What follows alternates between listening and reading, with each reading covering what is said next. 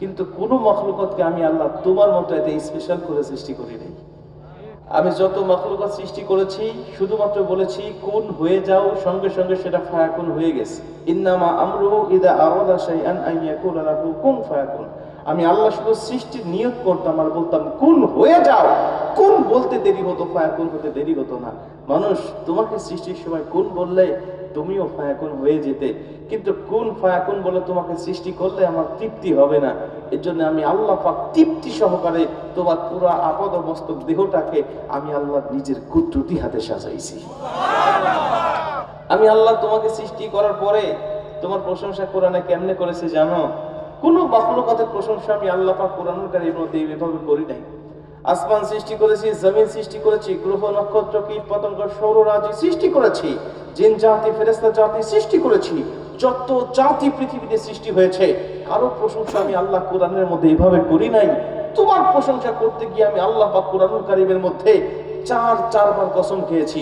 স্বাভাবিকভাবে তোমার প্রশংসা আমি আল্লাহ করি নাই, অস্বাভাবিকভাবে প্রশংসা করে মহামূল্যবান চারটা জিনিসের কসমকে আমি আল্লাহ তোমার সম্পর্কে বক্তব্য দিয়েছি, তোমার প্রশংসা করেছি। আমি আল্লাহ বলেছি লাকাদ খালাকনাল ইনসানা ফি আহসানি তাকওয়িম। আমি আল্লাহ তুমি মানুষকে আকাশের চাঁদের থেকেও সুন্দর করে বানিয়েছি। তোমার নাকের জায়গা নাকটা আমি আল্লাহর হাতে লাগানো, তোমার চোখের জায়গা চক্ষু জোড়া আমি আল্লাহ নিজের কুদরতি হাতে লাগাইছি। আর বারবার তাকায় দেখেছি চক্ষু জোড়া কোন জায়গায় থাকলে দুনিয়াতে তোমাকে সুন্দর দেখাবে। আমি আল্লাহর কাছে মনে হয়েছে যেখানে আমি আল্লাহ ঠিক লাগিয়েছি সেখানে আমি আল্লাহ তোমার দেহের প্রতিটা অঙ্গ প্রত্যঙ্গ গুলো আমার নিজের কুদরতি ডিজাইন আমি আল্লাহ তোমাকে সাজিয়েছি। আমি আল্লাহর কুদরতি হাত দিয়ে তোমাকে সুন্দর একটা জবানও দিয়ে দিয়েছি। ওই জবান দিয়ে যখন একবার আমি আল্লাহকে আল্লাহ বলে ডাক দাও, একবার আমি আল্লাহর শুকরিয়া আদায় করে আলহামদুলিল্লাহ বলে নাও, ওই মায়ের থেকে, ওই বাবার থেকে, ওই নেতার থেকে কোটি কোটি গুণ বেশি আমি আল্লাহ তোমার উপরে খুশি হয়ে যাব। আর নবীজি বলেন আল্লাহ পাক যখন কোনো ব্যক্তির উপরে খুশি হয় ওই ব্যক্তির ঠিকানা যদিও থাকে জাহান্নামের তালিকায়, আল্লাহ মুহূর্তের মধ্যেই তার নামটা জাহান্নামের তালিকা থেকে কেটে দিয়ে আল্লাহ জান্নাতি করে দেয়। তাহলে বলেন সে আল্লাহকে খুশি করার দরকার আছে না নাই? আল্লাহ পাককে খুশি করার নিয়তে এত জোরে একটা শুকরিয়ার আওয়াজ দেব। আমাদের আওয়াজ শুনে এখনো যারা বাহিরে ঘোরাফেরা করতেছে ওরা যেন বুঝতে পারে যে জান্নাতি মেহমানরা জান্নাতের বাগানে বসে তারা আল্লাহর শুকরিয়ার আওয়াজ দিচ্ছে, অতএব আমাদেরও গিয়ে সেই জান্নাতি মেহমানদের দলে শামিল হতে হবে। এমন একটা আওয়াজ দিতে পারবেন তো ইনশাআল্লাহ? ভাই এটা যে জান্নাতের বাগান আপনাদের কোনো সন্দেহ আছে? নাই তো?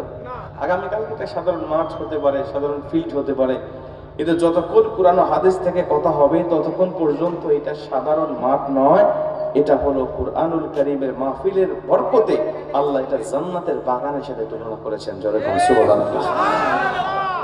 আপনারা সচেতন মানুষ, বগুড়ার মানুষ, সদরের মানুষ, শিক্ষিত মানুষ, বলেন জান্নাতের বাগানে ঢুকতে পারে কারা? আরেকটা সহজ উত্তর দেন, জান্নাতের বাগানে ঢুকতে পারে কারা? হ্যাঁ, আরেকটা সহজ উত্তর দেন, জান্নাতের বাগানে ঢুকতে পারে কারা? আরে জান্নাতি যারা, সোজা কথা। জান্নাতের বাগানে ঢুকতে পারে তারা, জান্নাতি যারা। এর থেকে আর সহজ উত্তর হতে পারে? হ্যাঁ, তাহলে আমরা বিশ্বাস করে নিতে পারি আল্লাহ যেহেতু আমার দুনিয়ার জান্নাতের বাগানে ঢোকার পারমিশন দিয়েছে, সুযোগ করে দিয়েছে, আমরা আশা করি আল্লাহ আমাদেরকে সেই চূড়ান্ত জান্নাতের বাগানেও ঢোকার পারমিশন দিবেন। কথা বলে ঠিক কি না? এই আশা আছে না নাই? এখন যে লোক দুনিয়ার জান্নাতের বাগানে ঢুকতে পারে না, দুনিয়ার জান্নাতের বাগান দেখতেছে, তারপরেও সে ঢোকার হিম্মত, সাহস, শক্তি কোনোটাই তার হচ্ছে না।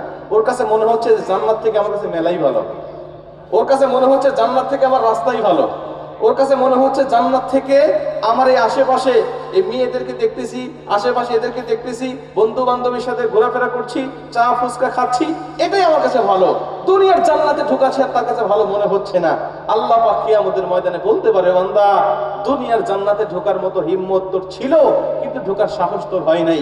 তুই সেটার থেকে ওই চা ফুচকা, ওই দোকানের বিভিন্ন মেলার এই আড্ডাটাকেই তোর কাছে বেশি পছন্দ হয়েছে। চূড়ান্ত জান্নাত থেকেও আমি তোকে মাহরুম করলাম। আল্লাহ বলতে পারে নাকি পারে না? পারে নাকি পারে না? আমরা চাই আল্লাহ যেহেতু আমাদের দুনিয়ার জান্নাতে ঢোকার তৌফিক দিয়েছেন, আমরা একা একা জান্নাতে থাকতে চাই না। আমরা চাই আমার বাবা, আমার ভাই, আমার বন্ধু, আমার আত্মীয় স্বজন, আমার পাড়া প্রতিবেশী সকলে মিলেই আমরা জান্নাতে থাকতে চাই। কথা বলেন ঠিক কি না? সবাই জান্নাতে গেলে কি জান্নাতে আমাদের জন্য জায়গা কমে যাবে? না, নবীজি বলেন সর্বশেষ যাকে জান্নাত দেওয়া হবে ওর জান্নাত তার হবে কমপক্ষে 10টা পৃথিবীর সমান একটি করে।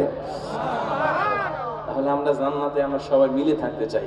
আশেপাশে মুসলমানের সংখ্যা মনে হয় না যে খুব কম আছে, যদিও বৃন্দাবন পাড়া এলাকার নাম, তারপরে আমার মনে হয় মুসলমানের সংখ্যা আছে না নাই? সবাই মুসলমান। সবাই যদি মুসলমান হয় তাইলে তো মাহফিলে তো জায়গা হওয়ার কথা না।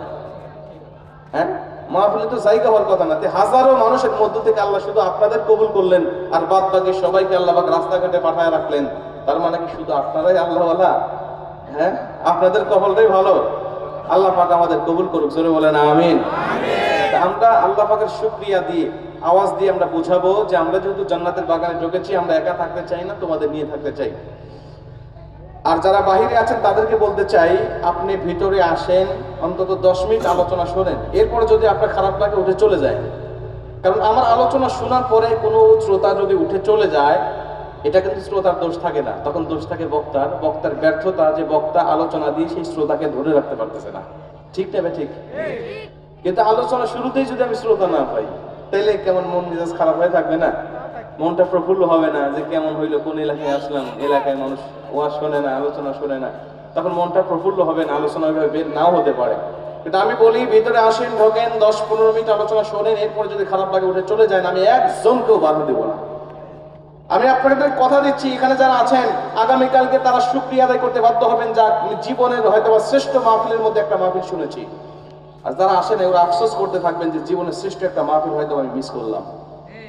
আমি শুরুতেই কথাটা আপনাদের গ্যারান্টি দিয়ে রাখলাম, আমি আপনাদেরকে বলে রাখলাম যে আলোচনা শেষে আপনি বলতে বাধ্য হবেন যে যতক্ষণ এখানে ছিলাম হয়তো আমি ঠকি নাই, এখানে থাকার কারণে আমার হয়তো বা জীবনে যত মাহফিল শুনেছি তার মধ্যে শ্রেষ্ঠ মাহফিলের তালিকায় এই মাহফিলটাকেও রাখা যায়। আল্লাহ পাক আমাদের তৌফিক দান করুক, জোরে বলেন আমিন। আরেকটু জোরে বলেন আমিন। আমি আপনাদের চোখে নতুন বক্তা, আপনারাও আমার চোখে নতুন শ্রোতা, তো ভূমিকা লম্বা না করে সরাসরি